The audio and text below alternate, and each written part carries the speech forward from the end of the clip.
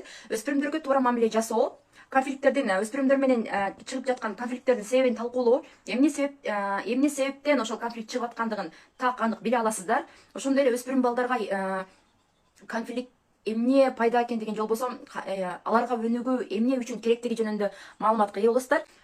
Азыркы өспүрүмдөр өзүңүздөр билгендей алар башкача. Алар Z муунун өкүлдөрү, а биз болсо X муунун өкүлдөрү деп аталабыз. Балким 90-жылдардагы апалар болсо, алар Y муунун өкүлдөрү.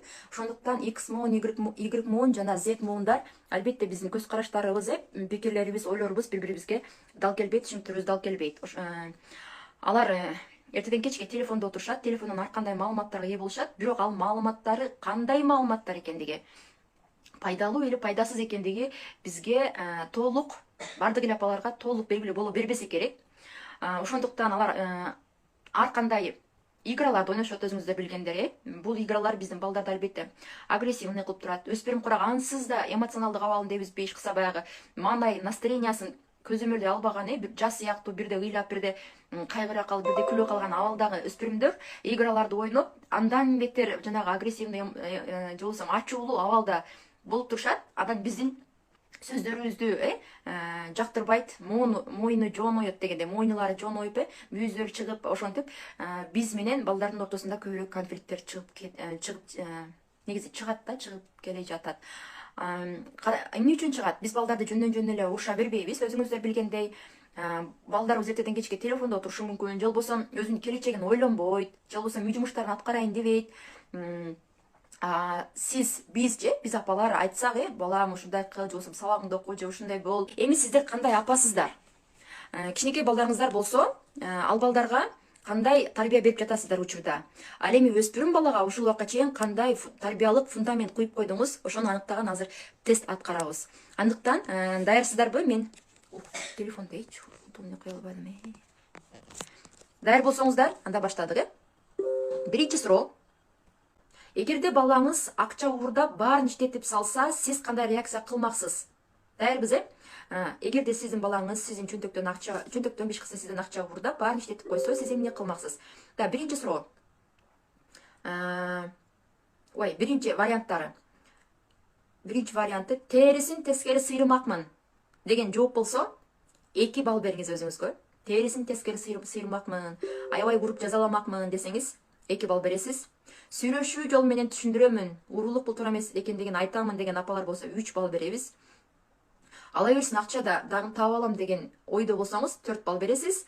Ал эми менин ашып жаткан акчам жок деп урушмакмын десеңиз 1 балл бересиз. Кийинки суроо. Бүттү окшойт, даярбыз, кийингиси.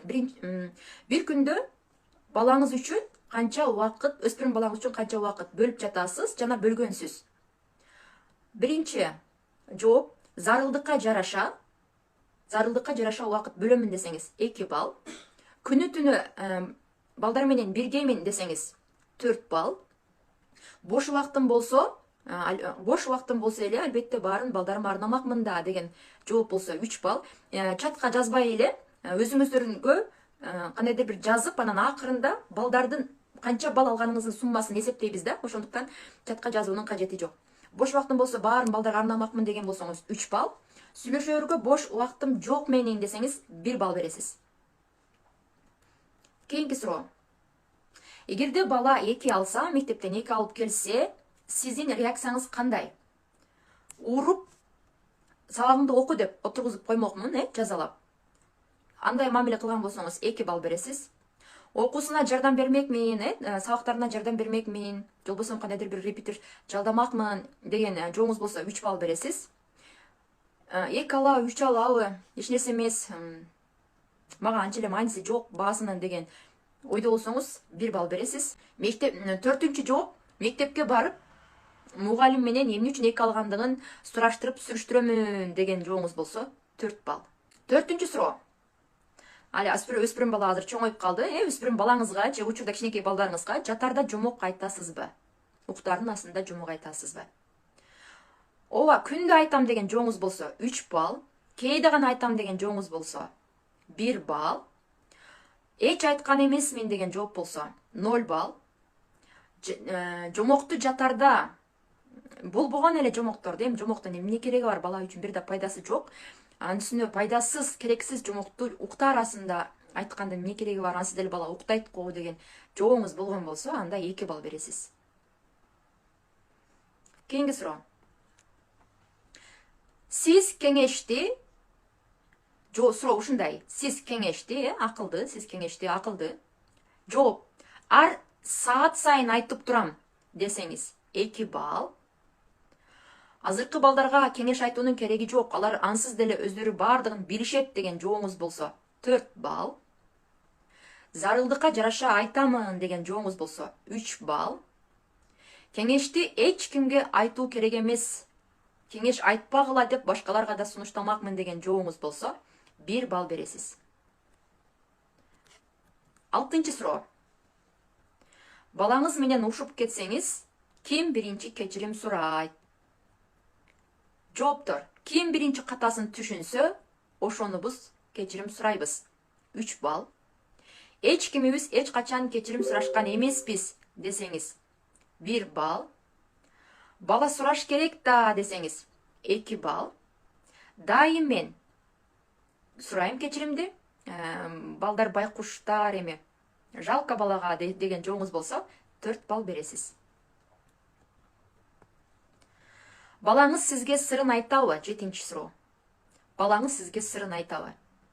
Ооба, баарын мага ачык айкын айтып турат деген жообуңуз болсо 3 балл. Башкалардан угуп каламын деген сурооңуз болсо 4 балл. Анын секретине кызыкпапмын эч эле, кайсы эле секрети бар эле деген жообуңуз болсо 1 балл. Каякка бармак эле, баары бир эрте кечпи айтат да деген жообуңуз болсо 2 балл. Акыркы суроо. Ооба, акыркы суроо. Анын каалоолорун, айткандарын аткарууга аракет кыласызбы?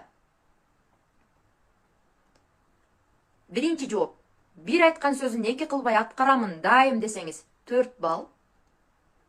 Убактыма же мүмкүнчүлүгүмө баланын каалоосуна жараша аткарам десеңиз 3 балл. Настроениям барда, маанайым барда, кааласам кылам, каалабасам кылбайм деген жообуңуз болсо 2 балл. Балдар ата-эненин айтканын кылыш керек. Мен баламдын айтканын эмес, балам менин айтканымды кылыш керек деген жооп болсо 1 балл бересиз. Суроолор бүттү. Эми балдын санын эсептеп чыгыңыздар. Балдын санын эсептеп чыгыңыздар. Эгерде 8 жооптор 8ден 12ге чейин болгон болсо, балл 8ден 12ге чейин балл болгон болсо, бул кайдыгер апалар. Кайдыгер апалар булар биринчи кезекте өзүн ойлогон эгоист апалар.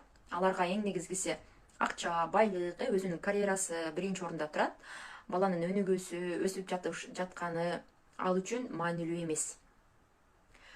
12ден 20га чейин балл болсо, деспот деп кеткен, же болбосо авторитардык апалар, мындайча айтканда, өзүнүн айтканын кылдырган, мындай тартипти, мындай деп коет, баласына өкүм жүргүзгөн апалар.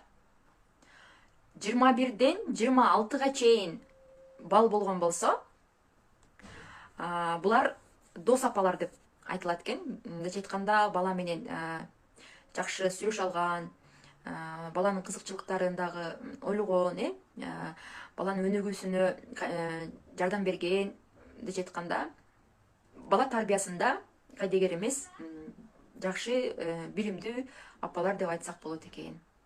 Эгерде 27ден 32ге чейин балл болчу болсо, анда услуг деп кеткен, бул кызматчы апасы. Сиз балаңыздын кызматкери сыяктуусуз да. Бул өзүңүздүн балаңыз астында авторитетиңиз жок, балаңыз сизди мындай башкарып алган деп айтсак болот экен. Жоопторго ынансаңыздар, плюс белгисин баса кетсеңиздер. Өспүрүм курак, билесиздер, бул жаш бала эмес, чоң адамдын курагына өтүү мезгили. Жыныстык жактан жетилүү убагы, социалдык жана физиологиялык жактан өнүгүүсү өтө тез, жогору жактан жогору тез өнүгүп жатат. Мындайча айтканда, коомго, денелик жактан жана коомго аралашуу жактан, баарлашуу жактан өтө тездик менен өнүгүп жаткан апалар болот. Плюстарды көрүп жатам. Жооп бергениңиздер үчүн өтө чоң рахмат, ыраазымын. Кийинкиси. Өспүрүм куракта окуучулар ар кандай болжолдошот, билесиздер, 9 жаш деп айтышат, 21 жашка чейин да айтылат, кеч калганда. Бул негизинен тарбиядан, баланын өнүгүүсүнөн, бирок эң негизги өспүрүм курак 12 жаштан 16 жашка чейин деп айтышат да.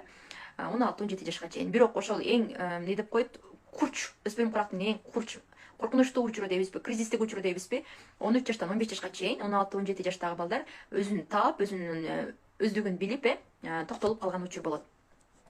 Бирок көпчүлүк балдар ошол өспүрүм курактын стресс, депрессия, кризис абалына туш келет. Мындай учурда бир гана ата эненин туура мамилесинин негизинде кризистен чыгып кетүүгө жардам болот. Ошондой эле мугалим, чөйрөсү дагы маанилүү, бирок бардыгынан дагы бала үчүн эң ишенген, таянган үй бүлө анан ата эне болгондуктан, ата эне балага, бир гана ата эне балага колдоо көрсөтүп, кандай проблема, кандай көйгөй болсун чыгып кетүүсүнө жардам бере алат. Эми андай болчу болсо, кантип биз туура мамиле кыла алабыз. Балабыз мейли биз менен ушуп жатат, ал нервный болуп атат, ал стресс болуп атат, биз менен ушуп жатат. Биз аны кантип туура мамиле кылабыз, кантип конфликтке барбайбыз. Ансыз деле өзүбүз эртеден кечке жумушта иштейбиз, чарчайбыз, азыркы баягы метип коет, бүтпөгөн тиричилик, бүтпөгөн жумуш, анан өзүбүздүн проблемабыз өзүбүзгө жетиштүү, өзүбүздүн акыбыбызды түшүнгөн адам жок дегендей, эч кырса өзүбүз чарчаган абалда турабыз, анан балабыз дагы короңдоп, ооролонуп атса, көтөрө албай калышыбыз мүмкүн. Анда кандай кылабыз? Вот ошого жоопту мен модель дейбизби, модель Фрейданын концепциясы боюнча адам менен баланын ортосундагы мамилени жаныбарлардын жашоосунан мисал келтирип түшүндүрүптүр да. Көрсө, адамдын абалы 3 абалдан турат экен. Эң биринчиси пирамида сыяктуу көрсөткөн, пирамида сыяктуу 3 абалдан турат. Эң астында иди абал, башкача айтканда инстинкт. Бул 0 жаштан 3 жашка чейинки абал. Бул абалда балдар мисалы үчүн өз оозуна эмчек келгенде соргонду, суу берсе ичкенди, же болбосо үшүкөнүн башка кылганын билдирип, ыйлап неткенди эч кырса билесиз да, ушу жашап кетүү үчүн инстинкт абалы бар экен да, 0 жаштан 3 жашка чейинки бөбөк ушундай абалда экен.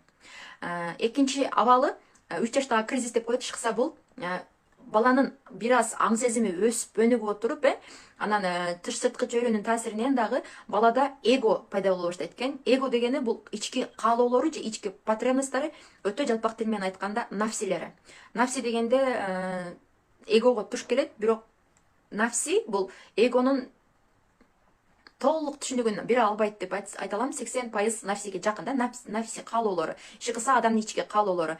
3 жаштан баштап баланын ошол эгосу ойгонот экен. Бул эго я же болбосо мен же өзүм кылам, мага, мен деген түшүнүк пайда болот экен да. Ошондуктан билесиздер, 3 жаштагы балдар өзүм жейм, мага бербейм, өзүм кылам, өзүм ичем, өзүм бир нерсе кылам деп каалоолорун ачык айта баштайт. Анан ошол убакта ата энелер дагы бир мындай чөчүп алат экенбиз. Анткени ата эне дагы биз эгодон турабыз да. Биз да эгодон туруп, биз супер эгодон турат экенбиз. Мына эң жогорку өнүккөн чеги. Анан балабыз кичинекей болуп инстинкт абалда келгенде, аны биз жашынакай кабыл алабыз, жашынакай ошентип эркелетип жүрсөк, 3 жашка келгенден кийин анын эгосу, эго деп деле айтпайт экенбиз, аны мындай инстинкт выживания, жашап кетиш инстинкти баягындай уже эголук абалга өсүп чыгып, мен деп баштаганда бир мындай кабыл албай силкинип алат экенбиз да, мындай таң калып, чочуркап. Андан кийин ага көнөбүз, бирок аны биз көзөмөлдөп баштайбыз, эмне жаман, эмне ката, эмне туура деп аны балага дүйнөнү таанытууга аракет кылып, мындай иши кыса балага плюс минус ак караларды таанытууга аракет кылабыз, акыл айтабыз. Вот ошентип баланы көзөмөлдөй алабыз. Биз баланы көзөмөлдөгөнгө толук 100% укуктуу болобуз да, 3 жаштан өспүрүм куракка чейинки абалдагы балдарга. Ошондуктан 3 жаштан өспүрүм куракка чейинки балдар эмне болсо да биздин айтканыбызды кылат, биздин айтканыбыз менен болот. Мектепте сабактарын жакшы окуйт, мугалимдердин дагы айткандарын кылат, закон ал үчүн. Дээрлик көпчүлүк балдар мындайча айтканда апасынан сүйүү алышты, каалайт. Бул анткени ал үчүн выживание, жашап кетүүгө өтө маанилүү. Демек, бала ошол убакта ошондой жашап кетиш максатта, тирүү калыш максатта ата эненин айтканын кылат. Ал үчүн бала үчүн ата эне чоң авторитет, чоң акылдуу күч катары кабыл алат дагы. Ал биздин айтканыбыз менен болот көпчүлүк балдар.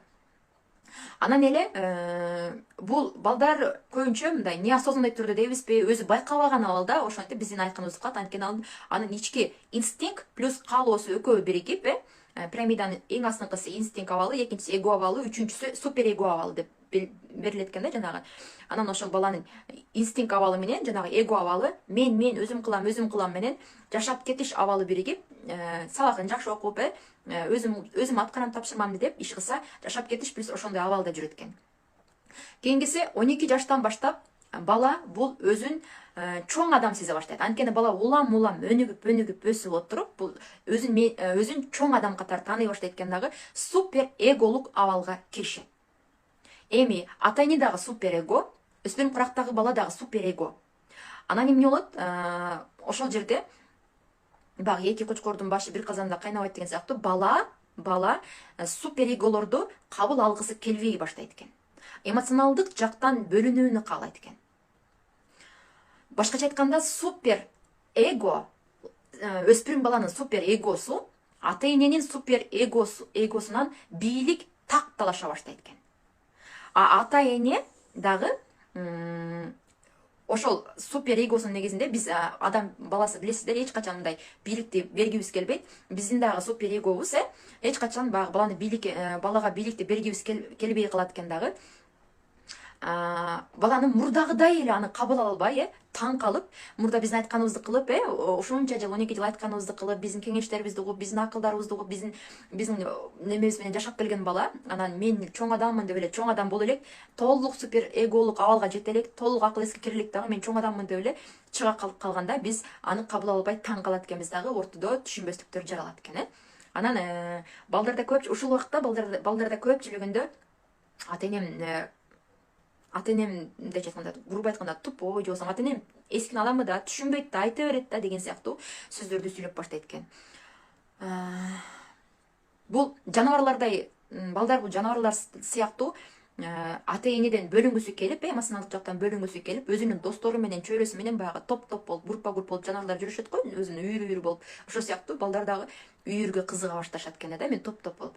Анан мурдагы ата энесин мындай эң бийик авторитет катары көрсө, эми аны алмаштырып башка бийликке баш ийгиси келе баштайт экен. Бул башка бийликке баш ийгиси келгени балким кандайдыр бир ырчы, кандайдыр бир тренери, кандайдыр бир мугалимин, же болбосо эже байкесин, же болбосо кандайдыр бир жакын адамын идеал тутуп баштайт. Ошого баш ийгиси келип, ошонун айтканы менен болгусу келет экен да. Эгерде бала башка авторитет таппаса, анда балада инфантилизм жаралат экен. Инфантилизм деген бул психологиялык термин экен. Мындайча айтканда, эң күлкүмүштүү образды айтканда, памперс кийген чоң адам. Жашы жактан, акыл жактан, жашы балким ал үйлөнгөн 30га чыккан, 40ка чыккан болсо дагы инфантилизм, 30га чыгабы, 40ка чыгабы, 25ке чыгабы чоң адам болсо дагы эле ата энесинен сепарация боло албай, ата энесинен бөлүнө албай, ата энесинин буйругу менен жашап, өзүнчө өз алдынча чечим чыгара албаган, өз алдынча ойлоно албаган, өз жашоосундай эптей албаган, башкара албаган адамдарды инфантилизм деп коет экен да. Демек, эгерде бала ишыкса, ата энесинин эмоционалдык жактан бөлүнүп, ажырап, ата эне сыяктуу дагы башка авторитет таап, аны туурап, аны менен идеал тутуп баштабаса, инфантилизмге учурайт экен. Анткени ата энесинин мурдагыдай эле эзүүлөрүнө, мурдагыдай эле башкаруусуна, ата эненин мурдагыдай эле контролуна чыдап, көнүп жүрө берет экен дагы, инфантилизмге туш келет экен. Бала ата эненин буга чейинки контролдорунан, көзөмөлдөрдөн чыгып, бошонуп, башка идеалдуу адам табышы бул норма экен. Көпчүлүк апалар ушул убакта кызганат экен да, балдарым мугалимин менен жаш көрөт, бирдемкени менен жаш көрөт, же болбосо бир тайкесин менден көрө жаш көрүп алыптыр деп, апалар мындай таарынып, кызганып, же болбосо ушундай кылган бар экен. Бул туура эмес экен. Анткени бул эң жакшы нерсе деп айтылат экен да. Эгерде баланын ошол идеал туткан адамы, эгер баланы жакшы жакка алып барса, анда балабыз укмуш сонун өнүгүүсүнө сонун мүмкүнчүлүк экен да. Вдруг дебизби, же болбосо кокустан мындай жаман жакка алып баруучу адамдарды идеал кылып алса, анда эмне деп коет, бизге кыйын болуп калат, жакшы эмесирээк болуп калат. Себеби биз аны авторитеттүүлүктөн чыга баштадык да, анткени бала бийликти, такты талаша баштады, башканы авторитет көрө баштады. Анан биз тигиге кошулба, аны айтканын кылба десек, биздин сөздөрүбүз такыр багындай деп коет, оппозиция сыяктуу бала бизге так талашкысы келип аткандыктан биздин сөзүбүздү укпай калат экен да. Демек ушул учурда бала өз алдынча жашап кетиш үчүн бир идеалдуу адамды тапты дейлик, ата энесинин ордун алмаштыруучу бир жакшы адамды ошону неме кылды, таптык дейлик. Анан бала өз алдынча болуу үчүн биз менен конфликтке бара баштайт экен да. Мындайча айтканда, болду, мен дагы чоң адаммын, мен дагы чоң адам болду, мени мурдагыдай башкарып нете бербе, мен дагы өзүмдүн башым бар, өзүмдүн оюм бар, мен дагы өзүмдүн чечимем бар дегенди айта албастан, ар кандай майда барат болбогон сөздөр менен бизге мойну жоноруп каршы чыгып баштайт экен. Вот ушул жерден чыгат экен да конфликтчи. Бул учурда ата эне эмне кылыш керек экен? Бала эмоционалдык жактан бөлүнгүсү келди, башканы идеал туткусу келди. Анан бөлүнүү үчүн кантип бөлүнөт? Унчукпай эле баш ийип жүргөн болсо, мамлекетке унчукпай эле баш ийип жүрүп, анан митингке чыккан сыяктуу, бала да унчукпай баш ийип жүргөн болсо, анан өспүрүм кыракка келип, мен дагы чоң адам болдум деп биз менен конфликтке барат экен.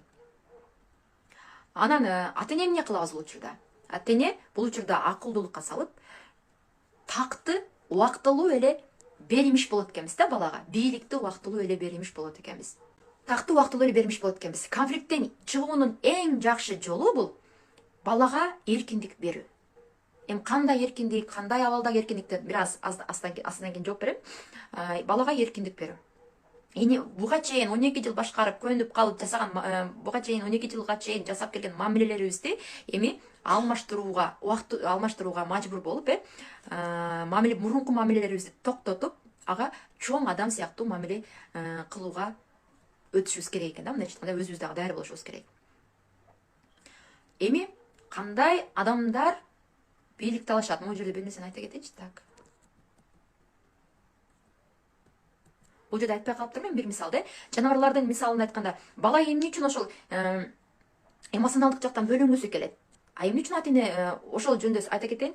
Буну ошол Россиялык окумуштуу мынтип айтат экен да, жаныбарлардын жашоосун байкасаңыздар дейт. Мисалы, арстан дейт, өзүнүн мышыктарын, кичинекей мышыктарын багып, карап, өстүрүп чоңойтот экен дагы. Анан ага багыдай жашаганга, кантип азыгын тапканга, кантип өз алдынча выживание кылганга, иш кылса баягы бүт баягы жашоо опыттарын балдарына үйрөтүп, кантип бирдемке эт таап жегенге үйрөтүп, анан акырында бала чоңоюп, мындай балдары чоңоюп, чоң арстанга жетейин деп атканда, аны табигый мындай мээсине инстинкт келет экен да, балдарды кое бериш керек, балдарды бөлүш керек, өз алдынча булар жашаш керек деген сезим келет экен. Анан балдар албетте ата энесин кое бергиси келбейт экен, бөлүнгүсү келбейт экен дагы, анын артынан ээрчип алат экен. Вот ушул учурда арстандар балда түнү уктап жаткан учурда, балдар уктап жаткан учурда түнү айттырбай кетип калат экен, таптакыр кетип калат экен. Анан балдары резкий ата энесинен ажырап, анан өз алдынча жашоолорун куруп кетишет экен. Бирок өз алдынчылыкка жетүү үчүн бир туугандар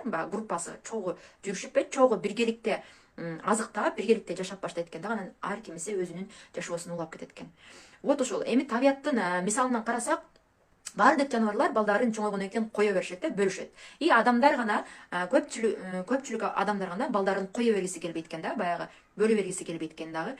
Мурдагыдай эле бийлигин жүргүзгүсү келип, мурдагыдай эле балага өкүмүн жүргүзгүсү келип, баладан бийлик талашып жүрө берет экен. Эми ушул жерден өзүңүздөр ойлонуп көрсөңүздөр болот. Көпчүлүк учурда кандай ата энелер балдарынан бийлик талашат экен да. Эми сепарация кылып балдарын кое бергиси келип, сепарация негизинде өспүрүм куракта башталыш керек экен да. Сепарациядан уксаңыздар керек, билсеңиздер керек. Сепарация жөнүндө билесиздерби? Билсеңиздер плюс баса кетсеңиздер, менимче эле билсе керек.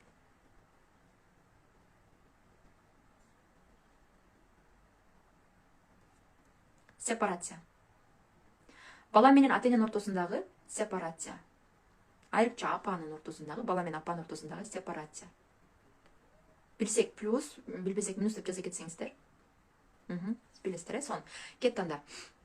Кандай ата энелер ошол балдарын кое бергиси келбей бийлик талаша берет? Бул толук жетилбеген апалар, же болбосо ата энелер толук жетилбеген, же болбосо взрослый позицияга өтө элек апалар балдарын дагы эле багындай, же билбегендер да барбы? Сепарация деген мындай да, билбегендер да бар экен. Сепарация деген балдарды өзүнүн чоң жашоосуна кое бериш керек экен да. Мындайча айтканда, балам баласын дейт дегенде бизде макал бул какшык иретинде айтылып калыптыр да, кыйтылган маанисинде. Чындыгында бул туура болуш керек экен. Ошол бир аз сепарация жөнүндө түшүнүп бере кетейин. Балдарды чоң жашоодо кое беришибиз керек экен. Мурдагыдай эле бийлик кылып, мурдагыдай эле үмүт кылып жүрө бербөө. Башкача айтканда, балдарыбыз үйлөнүп нетип жайланып калганда деле, кызыбыз турмушка чыгып калганда деле мурдагыдай башкарып давай мындай кыл, же болбосо давай бул бизнести баштай, же болбосо дагы мындай кыл деп балдарыбыздын жашоосуна кийлигишип, аралашып, көзөмөлдөй берүү бул туура эмес экен. Же болбосо балдарыбызга милдет кылып, мен өмүр бою сени бактым, өмүр бою сенин жаштыгыңды арнадым, өмүр бою сен үчүн иштедим деп балдарга милдет кылуу дагы бул сепарация болбогондук экен.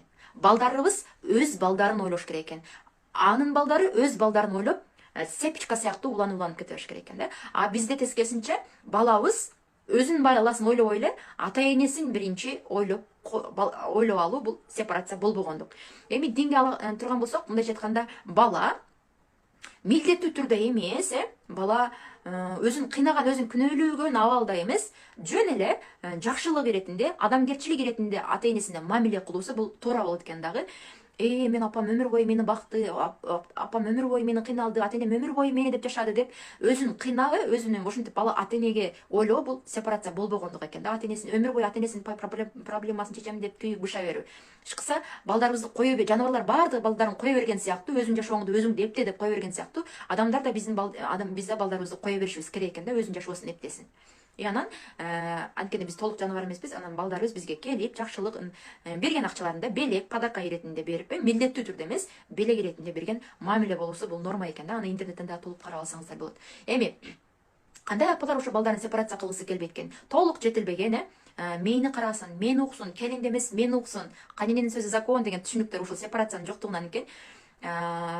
Бул взрослый позициясы жок адамдар ушул сепарация бара алышпайт, же болбосо бийликти балдарынан талаша берет экен. Экинчиси, жашоодо өзүнүн максаты же хоббиси жок ата эне же болбосо апалар балдарын кое бергиси келбейт экен. Дагы эле мурдагыдай бийлик кылгысы келе берет экен. Өзүнүн максаты, каалоосу болсо, баласын ушул учурда өспүрүм курактай мындай моюну жоноюп баштап, тили чыга баштаганда бир аз бош кое бериш керек экен да. Ошол хоббиси жок апалар, же болбосо толук жетилбеген детский позициядагы апалар балдар менен тең тайлашып, урушуп, бийликти бергиси келбей кыйнала берет экен. Вот ушул жердеги конфликт, бала мен чоң адам болдум, чоң жашоого аттандым, мен эми өзүм проблемаларымды өзүм чечем, маселемди өзүм чечем, өзүмчө болом деген аракетин конфликт менен баштайт. Ата эне ошону кое бербей, ооба сен чоң адам болдуң деп анын чоң адамдыгын кабыл кылбай, моюнга алгысы келбей, дагы эле сен кичинесиң, дагы эле сенден башкарамын, мен айтканым айткан, дегеним деген түшүнүк бул конфликттин уругу экен да. Мындайча айтканда, булар баланын жеке өнүгүүсүн каалабагандык, балабыздын жеке өнүгүүсүн кызгангандык экен. Балабыз мен өзүм билем, өзүм чечем, өзүмдүн оюм бар дегени, балабыздын өзүнүн жеке ойлору бар, өзүнүн чече турган маселелери бар, өнүгүүсү норма экен да. Анан макул сиздики деп баш ие бергени бул норма эмес, ыңгайлуу бала деп коет. Бул өнүгүүсү, психикалык өнүгүүсү артта калган. Ошол эле учурда миң ыңгайлуу отур десек отуруп, тур десек турган бала деле уунчук албай, сыртка билдире албай, өзүнчө эле деп былтыңдап тылтыңдап, алар деле бөлүнгүсү келет экен. Алардын деле мээсине, мындай жашоо инстинкт сыяктуу, алар деле мээсине мен уже чоң адам болдум деген сигнал келгенден кийин, маалымат келгенден кийин алар деле бөлүнгүсү келе баштайт экен. Демек, ушул учурда биз ата эне катары балдарыбызды чек арасын бузбаганга аракет кылышыбыз керек экен да. Мындайча айтканда, балдардын бөлмөсүнө тыкылдатып кирип, сумкасына тиешпей, анча-мынча тандоо берип, кышкы кийимдерин башкасын өзүн сатып алганга уруксат берип, телефондорун текшербей, достору менен жолугуусуна уруксат берип, баланы бир аз боштукка кое берүү, анын жекече инсан экендигин таанытууга мүмкүнчүлүк берүү бул баланын өз алдынчалыгын сыйлоо дегендик экен да. Анан бала ушундай, менин дагы айтканымды кылып атат булар, ооба мен өзүмчө адам катары сыйлап атат, мен да өзүмчө чоң адам катары бул үйдө бааланып атам, менин дагы талаптарым орундалып атат дегенде бир эркиндикти сезе баштайт экен дагы. Балада мындай жан дүйнөсүндө мындай мен чоң адаммын деген бунт, баягы тревога пасайып, азая баштайт экен да, ордуна келе баштайт экен. Бирок досторуна да жолугуусуна уруксат берип, ошондо бирок биздин контроль светофор сыяктуу болуп туруш керек экен да. Стоп, кызыл жанып, мейли досторуңа жолук, бирдегем кыл, бирок мындай болуп калсын деген кичине шарттарды коюп, кайсы жерде жашыл жанганды, кайсы жерде кызыл жанганды, кайсы жерде сары жанганды белгилеп кетүүбүз жакшы экен, норма экен. Эң негизгиси апалар, балдарыбыз ичпей чекпей атса, балдарыбыз кечинде сабактан келип үйдө уктап атса, кандай болбосун кечинде сөзсүз үйдө гана уктап атса, сабагын мейли буга чейин 3 окуп келди, дальше ошол 3 окуп атса, мектепти таштап салбай, окубай койбой, шыкса сабагын окуп атса, бул сонун балаңыз бар, бул норма дегенди билдирет экен. Эгерде мындай болбосо, анда проблема бар деп түшүнсөк болот. Бирок ата-энелер эркиндик дегенде коркот да. Балдарым жаман топко кошулуп кетсечи, жаман балдарга кошулуп кетсечи, кылмышка барып кетсечи, деген сыяктуу коркууларыбыз өтө көп болот экен дагы. Коркууларыбызды толук жеткиликтүү айта албай, деп коет, урушуу, көзөмөлдөө каякта жүрөсүң деген сөздөр менен баланы тажатып салат экенбиз да. Болгону сүйлөшүүдө биздин тынчсыздануубузду жакшынакай жөнөкөй тил менен акырын айтып, мисалы үчүн, мен сенин кечинде көпкө жоголгонуңа, же болбосо мындай кылганыңа мен тынчсызданам, сен үчүн мен мындай болом, анткени сен дагы бир аз чоң жашоого жетишиңе, 18 жашка чыгышыңа дагы бир аз убакыт бар, толук эркиндик берүүгө мүмкүн эмес деген сыяктуу жакшынакай түшүнүктүү сөздөр менен айтканыбыз жакшы экен. Бирок бул жерде эгерде бала өспүрүм куракка чейин стабилдүү үй бүлө деп коет экен, же болбосо мындай тынч, ата менен эненин ортосунда уруш, конфликттер чыкпаган, балага зордук зомбулук көрсөтүлбөгөн, балага туура мамиле жасалган үй бүлө болсо, ал балада дагы ата эне сыяктуу өзүнүн баалуулуктары пайда болот экен. Мындайча айтканда, ичкен чеккен жаман, уурдаган кылмыш жаман деген сыяктуу баалуулуктар пайда болот экен дагы. Албетте ал тынч үй бүлөдө өстү, өзүнүн үй бүлөсү аркылуу өзүнө болгон ишеними жогорулап, өзүнө болгон баасы жогорулап, эч качан ошондой багындай кылмыштуу топторго, же болбосо жаман балды топторго кошулбайт экен. Анткени баалуулугу туура келбеген чөйрөгө бала өзү билип эле барбайт экен. Эгерде бала өспүрүм куракка чейин ажырашуу болгон болсо, ата эненин ортосунда кандайдыр бир конфликттер болгон болсо, дагы бир балага карата кандайдыр бир ар кандай ситуация болот го жашоодо, шыкса мындай зулумдуктар, шыкса жакшы эмес тарбиядагы катачылыктар, жакшы эмес мамилелер болгон болсо, өспүрүм куракта биздин бала жаман жолго түшүп кетүүсү мүмкүн экен. Анткени бала бул жактагы жан дүйнөсүндөгү албаган мээримди, бул жакта жан дүйнөсүндөгү толбогон тынчтыкты, шыкса жан дүйнөсүндө ар кандай ооруларды өспүрүм куракка келип, ошол боштукту, ошондой кылмыштуу топ, же болбосо ичип жегүү деген сыяктуу жаман нерселер менен толтурууга аракет кылып баштайт экен да. Анан эгерде өспүрүм куракка чейин эгер жакшы эмес үй бүлөдө өссө, анда эмне кылат экенбиз? Анда биз эгер урушуп, паникага алдырып, жаман дей берчү болсок, анда бала 2 эсе өчөшүп, 2 эсе күчөп, таптакыр багындай жаман адаты күчөп кетет экен да. Эң эле жакшы жолу өзүбүздү кандай болбосун колго алып, тынчтанып, контролду ушул учурда күчөтүшүбүз керек экен.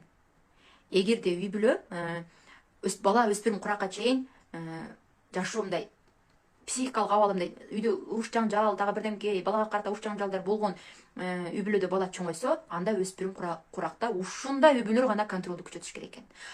Жакшынакай үй бүлөлөр контролду күчөтсөк, анда балабызды кайта бузуп алат экенбиз. Проблемалуу үй бүлөлөрдүн балдары өспүрүм куракта көзөмөлдү күчөтүү дегенде кандай кылып? Мен сени баягы жанагы айткандай, мен сен үчүн кыжалат болуп атам, мындай деген сөздөрдү айтып, же болбосо диний билимдерди бергенге аракет кылып, иш кылса, ошо сүйлөшүүлөр менен. Эгер биз урушсак, андан бешбетер өчүшөт, дагы башка болот. Бала өспүрүм куракта ушундай баягы морт, кристалл сыяктуу болот экен да. Аны биз бир сындырып алсак, биз урушуп алсак, бир сындырып алсак, ал сынып калып кайта ордуна келбеген сыяктуу.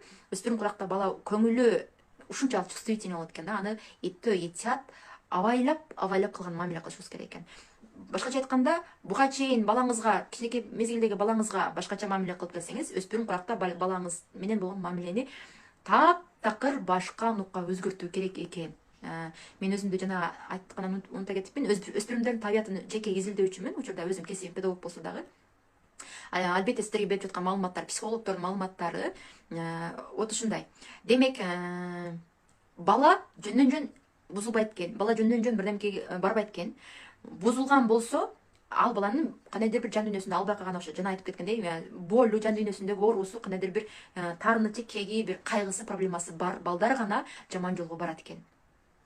Аны бузулган балдар менен өтө жакын сүйлөшүүгө аракет кылып, мындай неме кылууга аракет кылып, жакшы мамиле түзүүгө аракет кылып, анын болун, эмне себептен ошондой жаман жолго барып аткандыгын, эмне себептен ошондой иштерди барып жаткандыгын билгенге аракет кылышыбыз зарыл экен.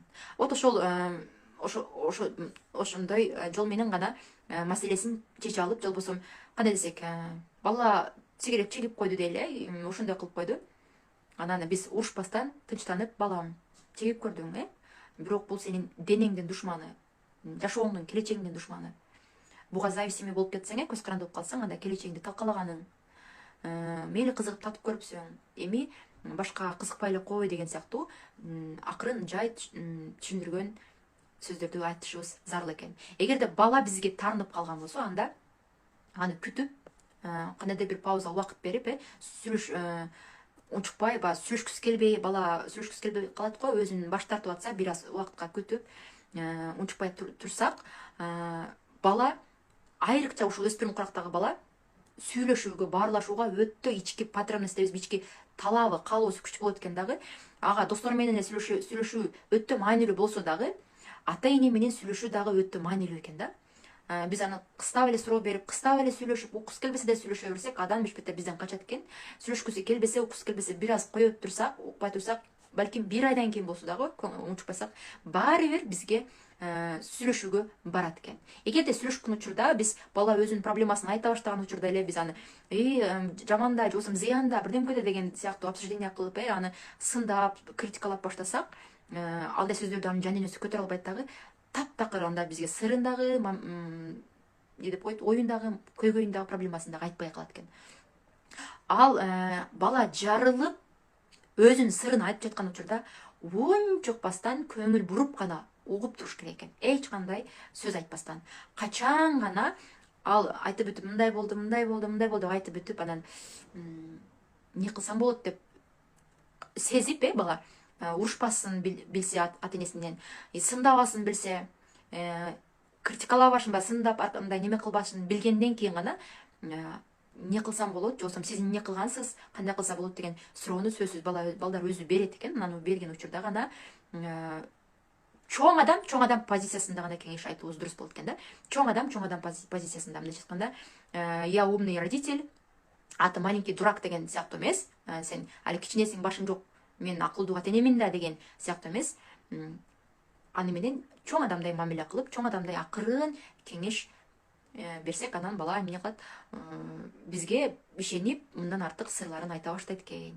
Негизи өспүрүм курактагы балага көзөмөлдү байкатпай, сездиртпей, эркиндиктин чегинде беришибиз керек экен. Кандай болгон күндө дагы өспүрүм балдарга тынч, жай, спокойно болгон, аны колдогон, ага ишенген, аны түшүнгөн атмосферамда чөйрө түзүп бергенибизде, балдар өзүн ишенимдүү, эркин, анан өнүгүүсү жакшы жүрөт экен. Өспүрүмдөрдү эмне үчүн мен табиятын изилдөөмүн, анткени өспүрүмдөр бул ушул убакта айрыкча 3 жашка чейин өспүрүм балдардын өтө мээси кабыл алуусу өтө күчтүү болуп келсе, өспүрүм курактан кийин, өспүрүм куракта дагы күн сайын жаңы миллиондогон жаңы нерв клеткалары пайда болуп турат экен дагы. Балдар ошол жаңы клеткаларына жаңы маалымат, жаңы информация алгысы келет экен. Ал информация балким жаман информация да болуп калышы мүмкүн, жакшы информация да болуп калышы мүмкүн. Вот ошол учурда алар жаңы нерселерди жасап көргөнгө кызыгат, дүйнөнү тааныганга, изилдегенге кызыгат. Андыктан ошол аларга биз жаңы жакшы, пайдалуу жүрүм-турум адаттарды өнүктүргөн, киргизген ошол билимдер зарыл экен да, учурдун талабы. Ошондуктан мен өспүрүмдөрдү өнүктүрүү тренингин ачтым. Анткени өзүм өспүрүмдөр менен жалалам, өспүрүмдөр менен иштешкемин, өспүрүмдөрдүн табиятын түшүнгөнмүн.